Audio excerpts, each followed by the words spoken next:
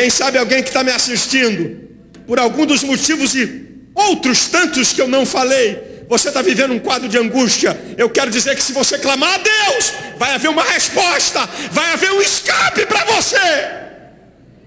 Deus não fez um ser humano para viver angustiado. O apóstolo Paulo, ele diz uma coisa muito interessante em 2 Coríntios capítulo 4, versículo 8. Em tudo somos atribulados, mas não angustiados.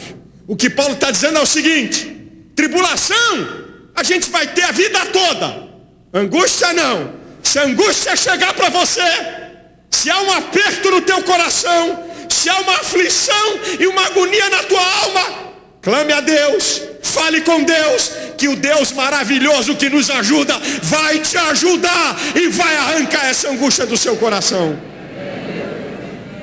O Salmo 107 é um salmo diferente. Ele é quase que ímpar no que ele fala.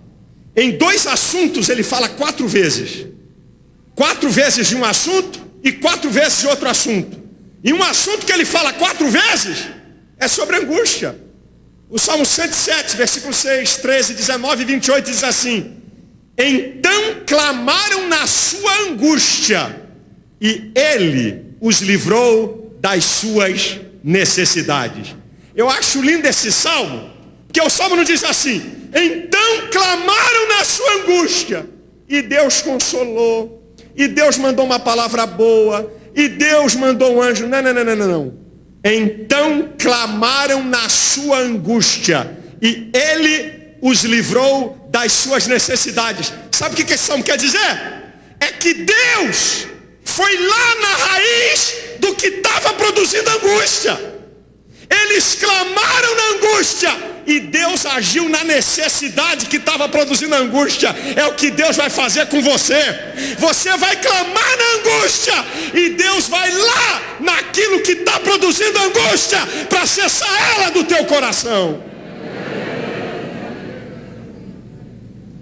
Davi pôde dar esse testemunho quando ele estava vivendo um quadro de angústia e não tinha a quem recorrer. Ele clamou ao Senhor. E eu só quero te dar uma dica. Provérbios 24. Provérbios 24, 10 diz: se te mostrares frouxo no dia da angústia, a tua força será pequena. Ou 24, 10 ou 10, 24. Se te mostrares frouxo no dia da angústia, a tua força será pequena. Se você se entregar, porque você está com o coração apertado, porque você está aflito por algum problema, a sua força para sair dessa situação vai ser muito pequena. Deus quer ajudar você, querido. Deus está pronto, Ele é maravilhoso. Ele quer te ajudar, Ele quer te livrar dessa agonia. Há uma resposta de Deus para você. Agora veja o que Davi diz aqui. Ele diz uma outra coisa muito interessante. Versículo 18: livrou-me do meu possante inimigo e daqueles que me tinham ódio, porque eram mais fortes do que nós, ou mais fortes do que eu. Livrou-me do meu possante inimigo. Irmãos, você sabe que tem gente que odeia você de graça? Você nunca fez nada contra ele. Você nunca pecou contra ele. Ao contrário, você faz até bem. Mas por que esse vizinho me odeia? Por que esse colega do trabalho me odeia? Porque luz incomoda trevas. Porque muitas vezes você ganha menos do que ele e vive melhor do que ele. Porque você tem uma família, um bom casamento. Isso desperta ira nas pessoas, que esse mundo sem Deus, sem paz, vive um conflito generalizado. Eles: eu não posso entender como é que esse crente ganha menos do que eu, e como é que ele vive feliz, vive cantando. Isso desperta ódio. Ódio contra você, por causa do Deus que você serve, por causa da tua fé, por causa da bênção de Deus sobre a sua vida. Agora é bem verdade, minha gente, é que todos nós aqui temos um inimigo comum.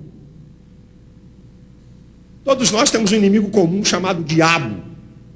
Os nomes do diabo indicam o seu caráter, a sua ação.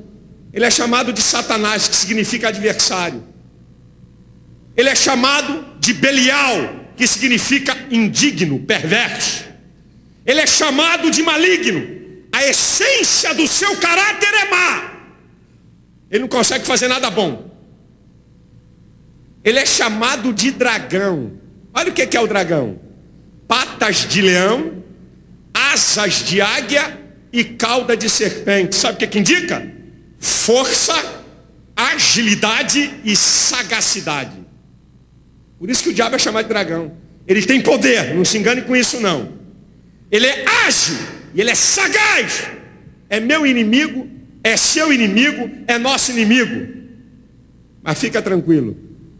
O Salmo 34, versículo 7 diz que o anjo do Senhor acampa-se ao redor daquele que os teme e os livra. 1 João capítulo 5, versículo 18 diz que aquele que é de Deus, o maligno não lhe toca. O Salmo 27, nos primeiros versículos diz: o Senhor é a minha luz e a minha salvação, a quem temerei? O Senhor é a força da minha vida, de quem me recearei? Quando os meus inimigos, meus adversários, se levantaram para comer as minhas carnes, tropeçaram e caíram. Ainda que a guerra se levantasse contra mim, nele confiaria. Ainda que um exército me cercasse, eu não temeria. Há um Deus que está com você, que é maior do que qualquer inimigo, meu irmão. Há um Deus que está contigo. O Salmo de número 44, versículo 5 diz o seguinte: por ti venceremos todos os nossos inimigos, e pelo teu nome, meu filho, pisaremos em todos eles. Você vai vencer seus inimigos não é por causa da tua força. Você vai vencer seus inimigos não é porque você é melhor do que eles, não. É porque você tem um Deus que te guarda e vela por você. O Salmo 91, versículo 7 diz: 1000 cairão a teu lado, 10.000 à tua direita, mas tu não serás atingido, meu irmão. Há um Deus tremendo, há um Deus maravilhoso que te ajuda. Pode se levantar homens, podem se levantar demônios, mas eles vão cair. Tem alguma perseguição contra você? Tem alguém se levantando contra você? Vai cair, porque Deus é o teu Deus que te ajuda.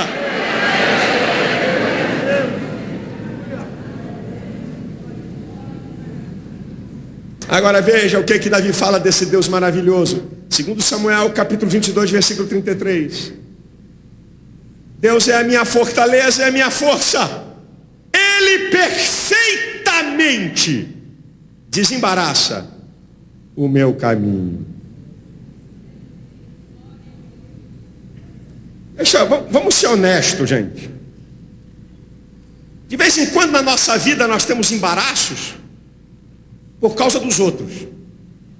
Nós somos seres sociais e alheio à nossa vontade, alheio ao nosso domínio, gente arruma embaraço para nós que não está na nossa alçada.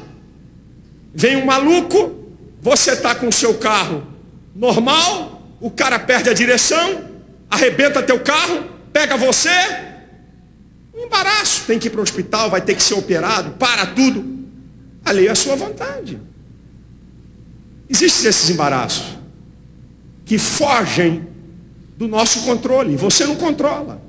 Você não tem como. Essa é uma verdade. Mas também tem uma outra verdade. Por exemplo, esse embaraço de Davi.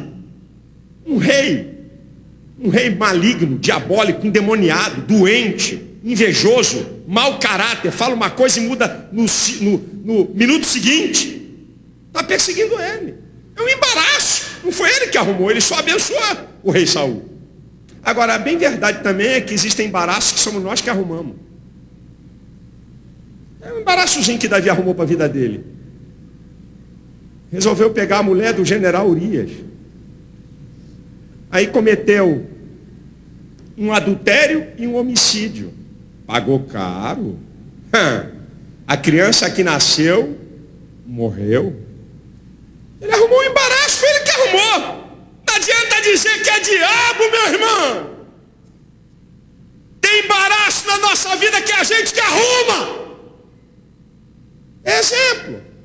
Quem manda você gastar mais do que você ganha? Pastor, Satanás está furioso. Tem um gafanhoto comendo a minha renda. Isso é diabo? Então o diabo é você, com todo respeito.